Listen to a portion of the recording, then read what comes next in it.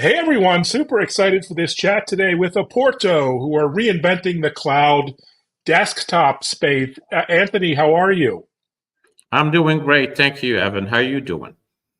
I'm doing good. Spring here in Boston. I see your sunny Palo Alto, where it's always summer. But really excited to have you on today. You're doing some very innovative work, evolving the needs of the network to this new hybrid work environment.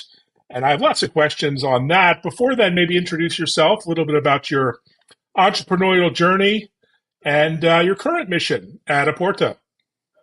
Yes, thank you, Evan.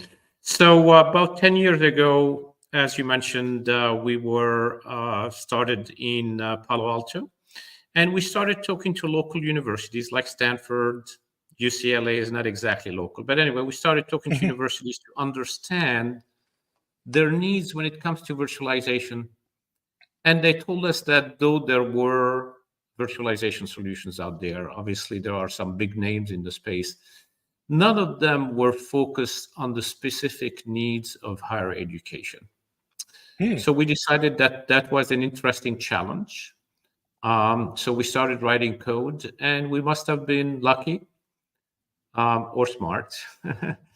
But now we have some 250 universities around the country, around North America, and a smaller number, obviously, in the UK who are using our service.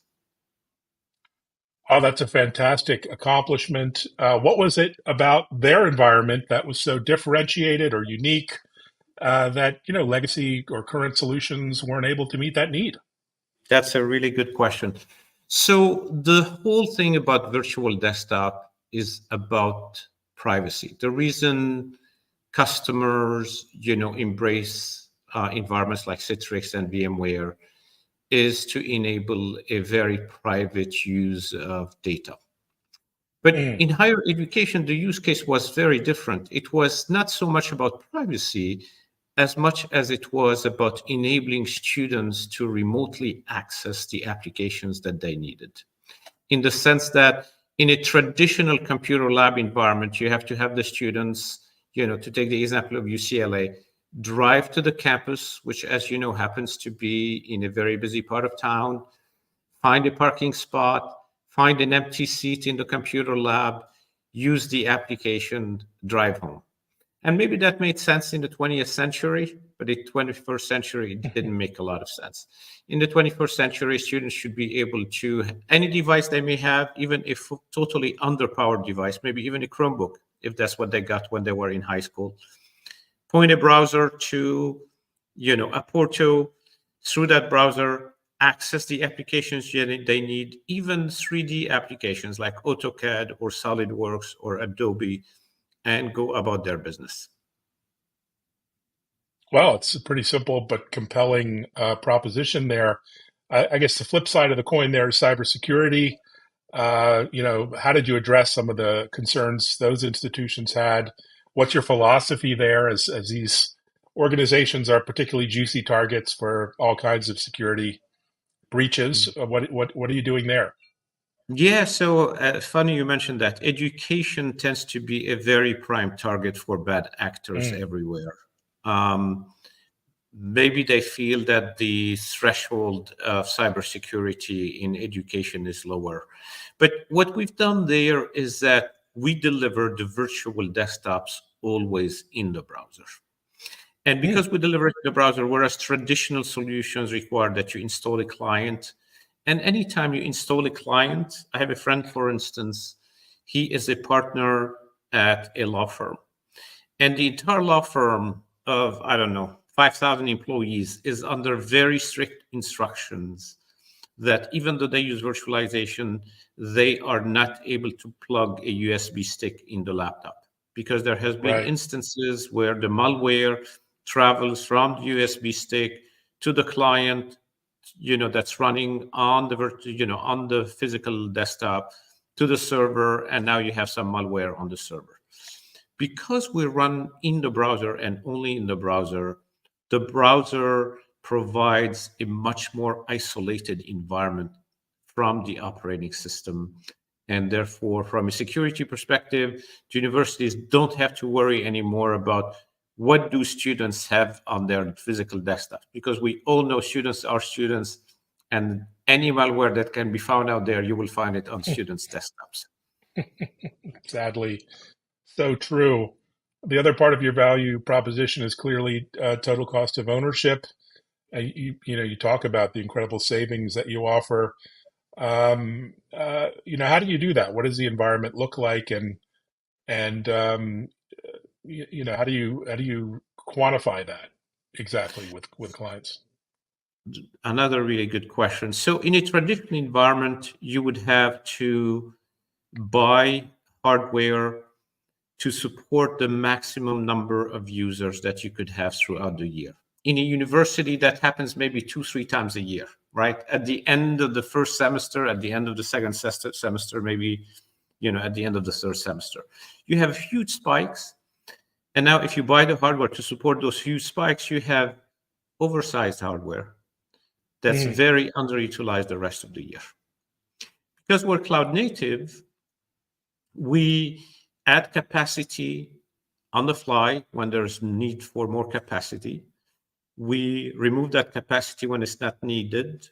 And, we're paying for the capacity when it's needed. So that mm. enables us to save significantly over traditional environments for our customers who have those varying workloads. Well, seems pretty obvious, but it's great to hear.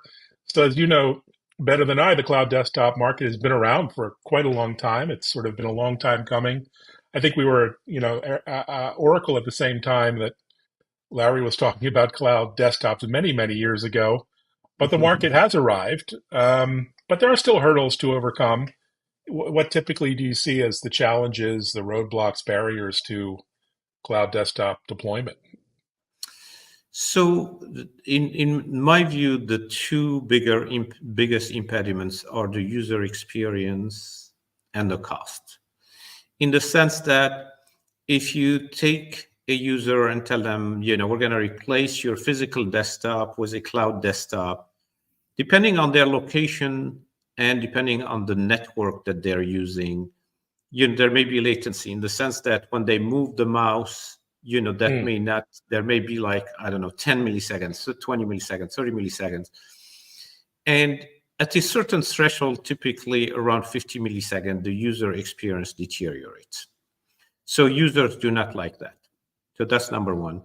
And cost, if you have an under optimized environment in the cloud, surprisingly, it does not achieve a lot of savings over having users, having their own desktop. mm. So those are the two challenges we see out there, and we believe we have resolved the first one, and I'll tell you in a little bit how we've resolved that. And the second one, there's still more work to be done, but we've made huge progress in that area as well. Well done. That's no small feat. And how do you, as a emerging company surrounded by tech giants, how do you try to stay ahead in this evolving marketplace? You're surrounded by big tech out there in Silicon Valley. What's your secret there? We are all about customer intimacy. I mean, we cannot Mm, compete with the giants when it mhm, comes to brand recognition.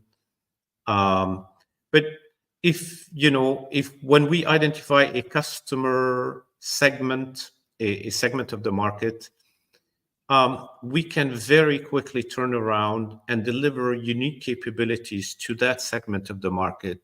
Whereas it would take somebody like Amazon or Microsoft, mm, as I'm sure you know, I mean, for those, mm. it's like you have a big ship to turn it around. It takes a long, long time, a lot of energy.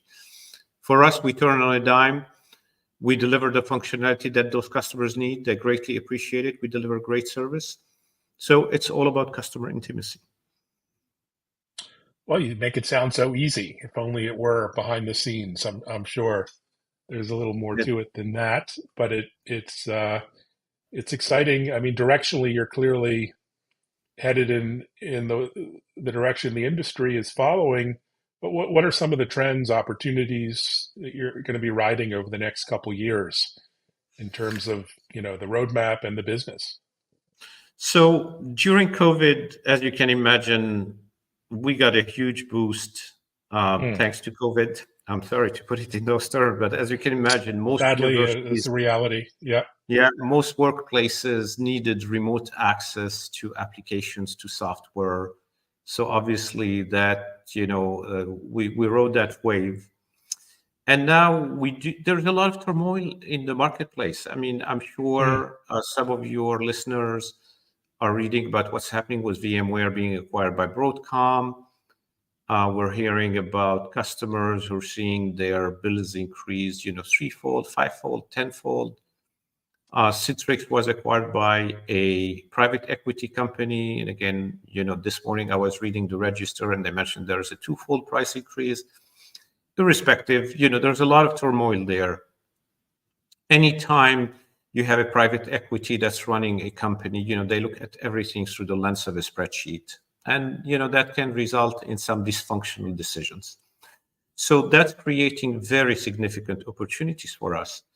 And for that matter, we've just introduced what we call Aorto Next Gen, which enables customers to swap out their traditional legacy VDI environment that they run on local hardware and swap in Aorto.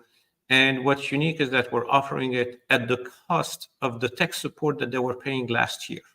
So if your last year's support bill was, I'm making this number up, let's say $15,000, $20,000, and now you're being presented by 5 times, 10 times that amount, it doesn't matter. You can come to us and say, this was my bill last year. We'll swap your software, and we'll swap in our software for the price that you paid last year for tech support. Well, it's a pretty compelling offer. Talk about the team you've built. You're a pro. You've been at this for many decades. Talk about the culture you've built and the innovation engine, and looks like you're growing as well. Yes. So when we started, we are Silicon Valley veterans, so to say. And we decided that we wanted to be not run by a spreadsheet. We wanted to be run, as a go-to basics company. So we're 100% employee owned. Wow. Um, we listen very, very intently to our customers. In fact, if you look at our Gartner reviews, and those are reviews that are, vetted by Gartner before they're published on their website. 100% of our customers recommend our service. Again, customer intimacy is core to it, being able to turn on a dime. And some of the secret sauce is that we've used the latest and greatest technology. So we use containers, we use Kubernetes and microservices, and this enables us to add functionality very, very rapidly and respond to emerging customer needs very, very quickly. Oh, very exciting. Well, it sounds like you're a little bit of the best kept secret out there in some industries. Maybe healthcare and others could really use your technology. A lot of challenges there. What are you excited about over the next couple of months as we head into the spring? Busy event season, lots of travel. What's on your agenda? Just responding to all these customers that are coming and telling us, we can't afford our legacy solutions, new price. Hmm. Can you help out? I think if we respond to those guys in a timely and effective manner, that's another great way for us that we can ride, and to the satisfaction of those customers, and obviously it'll make our company an even more valuable, bigger company. Well, onwards and upwards. Congrats on all the success. I Thank you. noticed you went to MIT. Do you make it back on alumni trips, or do you get back to Cambridge anytime? I do get back to Cambridge. I try to go back to Cambridge in the summer. I spent a couple of years at MIT, and I must say I enjoyed Boston very, very much. The weather, not so much, which is why I Well, settled in Northern California. yeah, otherwise But known as paradise weather-wise.